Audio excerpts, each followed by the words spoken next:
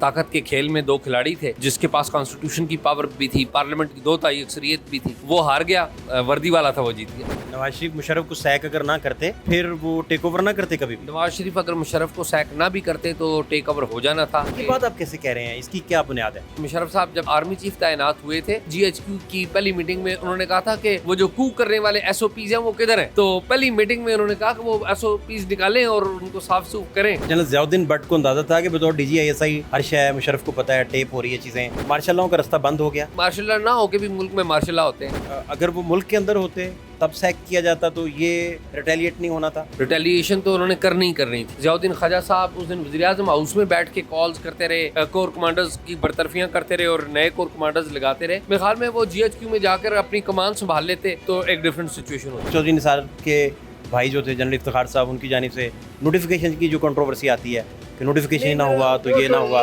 मुशर्रफ जब जहाज़ में थे वहाँ उन्हें क्या क्या दिक्कतें फेस करना पड़ी, उतरने नहीं दे रहे थे जहाज़ को, फ्यूल के मसाइल भी थे, फिर ये कंट्रोवर्सी फैली कि इंडिया उतर जाए। कोई भी शख्स जो है वो पायलट को हुक्म नहीं दे सकता। बंदूक के जोर के ऊपर कहा कि आप कराची के ऊपर हुवर करते रहें, तो पायलट ने कहा कि सर मेरे पास इंजन बहुत कम रह गया है, ये ना हो कि फिर मुझे क्रॉस करना पड़े। जहाज एक्चुअली हाईजैक किया गया था, वो तो मुशर्रफ साहब की तरफ से किया गया था और इस बात की गवाह मौजूद है।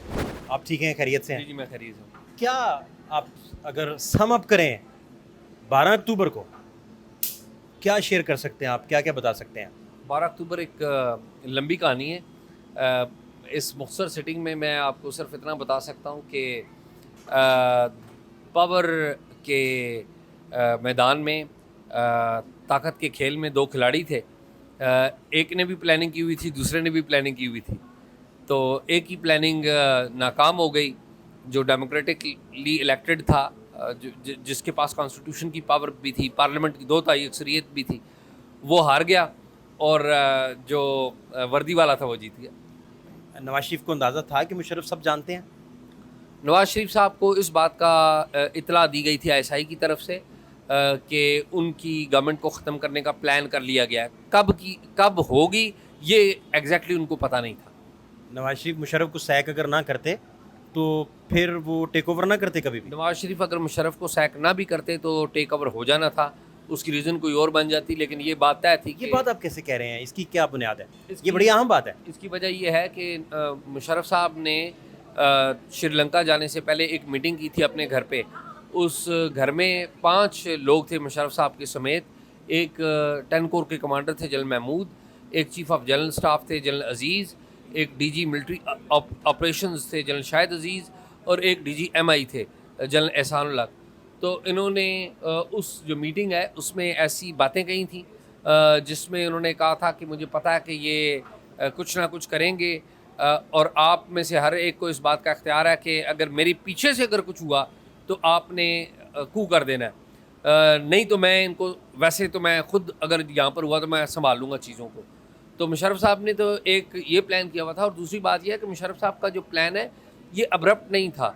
ये जो प्लान था, मुशर्रफ साहब जब तैनात हुए थे, आर्मी चीफ तैनात हुए थे, तो उसके बाद उन्होंने GHQ में जो पहली मीटिंग की थी, तो पहली मीटिंग में GHQ की पहली मीटिंग में उन्होंने कहा था कि वो जो कू करने वाले SOPs हैं वो किधर हैं। तो पहली मीटिंग में उन्होंने कहा कि वो SOPs निकालें और उनको साफ सूफ करें, फाइलें साफ सूफ करें। तो ये पहली मीटिंग की बात बता रहा हूँ। तो पहली मीटिंग ये थी और आखिरी मीटिंग ये थी, तो आप खुद अंदाज़ा कर सकते हैं कि मुशर्रफ साहब का प्लानिंग थी। जनरल ज़ियाउद्दीन भट्ट को अंदाज़ा था कि बतौर DGISI हर शय मुशर्रफ को पता है, टेप हो रही है चीज़ें, और नवाज शरीफ से मुलाकातें भी, सारा कुछ। देखें, नवाज शरीफ साहब को जनरल भट्ट जो हैं, ज़ियाउद्दीन ख्वाजा जो हैं, वो इतलात दिया करते थे और जनरल ज़ियाउद्दीन ख्वाजा ने जो प्लान किया था या नवाज शरीफ के साथ जो मिल के प्लान किया था, वो टेपिंग से बचने के लिए इन्होंने दुबई जाते हुए हवाई जहाज़ में, मुल्तान से फ़्लाइट ली थी। प्राइम मिनिस्टर का जो हवाई जहाज़ था जो दुबई गया था, उसमें प्लेन के अंदर ये प्लानिंग हुई थी। तो इससे बचा जा सकता था, तदारुक हो सकता, वो कैसे? बिल्कुल बचा जा सकता था। मेरा ये ख्याल है कि देयर आर मैनी वेज़। पहली बात तो ये है कि अगर नवाज शरीफ साहब जिसे कहते हैं तुर्क का पता खेलते और जो डिवीजन है वो उन कोर कमांडर्स के अंदर, यानी कि general Mahmood was the biggest, उनको अगर ये बेट डाली जाती कि आपको आर्मी चीफ लगा रहे हैं, और जिस तरह जनरल गुल हसन का खेल हुआ था, आपको याद है कि भुट्टो साहब ने जिस तरीके से जुल्फ़िकार अली भुट्टो ने जनरल गुल हसन से इस्तीफ़ा लिया था, उस तरह किया जा सकता था, बहुत सारी चीज़ें हो सकती थी। पर अब तारीख जब आपके सामने से गुजरती है, मुशर्रफ ट्रायल को लेकर सारी चीज़ें एक क्लिक में, अब 21 अक्टूबर को वो वापस आ रहे हैं, 12 को रिवर्स करें तो 21 बनता है डिजिट वाइज भी। क्या फिर ओवरऑल तबसरा है आपका इन चीज़ों पे? देखें ना, असल बात तो ये है कि हमने तारीख से कुछ सीखा है, तो जवाब ये है कि तारीख से कुछ सीखा नहीं। 2-1 कर लें या 1-2 कर लें, रिज़ल्ट जो है वो डिफरेंट आना चाहिए ना। रिज़ल्ट डिफरेंट नहीं आ रहा, रिज़ल्ट दोनों में एक आ रहा है कि हमने कुछ सीखा नहीं है, तो ये सबसे बड़ा अलमी है। मार्शल लॉ का रास्ता बंद हो गया। मेरे मार्शल लॉ ना हो के भी मुल्क में मार्शल लॉ होते हैं। आज भी आप देखें ना कि मुल्क में क्या जमहूरियत है, यानी कि जमहूरियत आपको फलती फूलती हुई नज़र आ रही है, तो आपको पता लगेगा वो तो सूरत हाल उस तरह से जमहूरियत के लिए तो कोई इतनी अच्छी सूरत हाल नहीं है। 12 अक्टूबर के कू को जब आप डिस्कस करते हैं और इस पर बात करते हैं, तो अगर वो मुल्क के अंदर होते तब सैक किया जाता तो ये रिटेलिएट नहीं होना था। रिटेलिएशन तो देखें उन्होंने पहले प्लान कर ली हुई थी, रिटेलिएशन तो उन्होंने करनी थी। सवाल ये था कि जब आपको पता है कि एक तरफ से ये रिटेलिएशन आएगा, तो आपका जो प्लान है वो ज़्यादा मौसर होना चाहिए था। मेरा ये ख्याल है कि ज़ियाउद्दीन ख्वाजा साहब का जिस दिन ये प्लान हुआ था, ज़ियाउद्दीन ख्वाजा साहब उस दिन वज़ीर-ए-आज़म हाउस में बैठ के कॉल्स करते रहे, कोर कमांडर्स की बरतरफियाँ करते रहे और नए कोर कमांडर्स लगाते रहे। मेरे ख्याल में वो GHQ में जाकर अपनी कमान संभाल लेते तो एक डिफरेंट सिचुएशन होती। आप कह रहे हैं कि उनके एंड से गलती रही, वो PM हाउस ना रहते। मेरा ये ख्याल है कि one of the mistake was कि ख्वाजा साहब ज़्यादा मौसर तरीके से इसको कर सकते थे। ये रियलाइज़ ही ना किया उन्होंने कि, या वो जो कहा जाता है कि चौधरी निसार के भाई जो थे जनरल इफ्तिखार साहब, उनकी जानिब से नोटिफिकेशन की जो कंट्रोवर्सी आती है कि नोटिफिकेशन ही ना हुआ तो ये ना हुआ। ये तो जनरल मुशर्रफ साहब की पॉइंट ऑफ व्यू थी ना कि हुआ या नहीं हुआ। इशू बात यह है कि एग्जेक्टिव ऑर्डर इशू हो गए थे।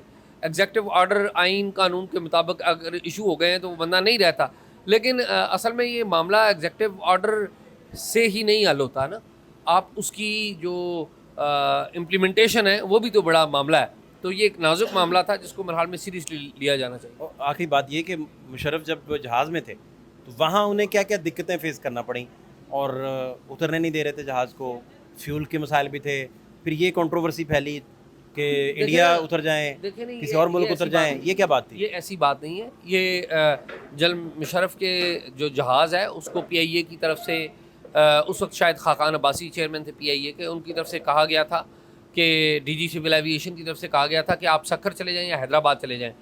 तो जो जनरल मुशर्रफ हैं उनको वो अब उनके साथ उनके साथ जनरल नदीम ताज बैठे हुए थे जो कि मिलिट्री सेक्रेटरी थे।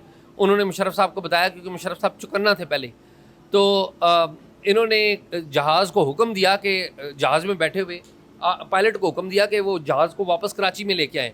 तो ये आप कोई भी शख्स जो है वो पायलट को हुक्म नहीं दे सकता।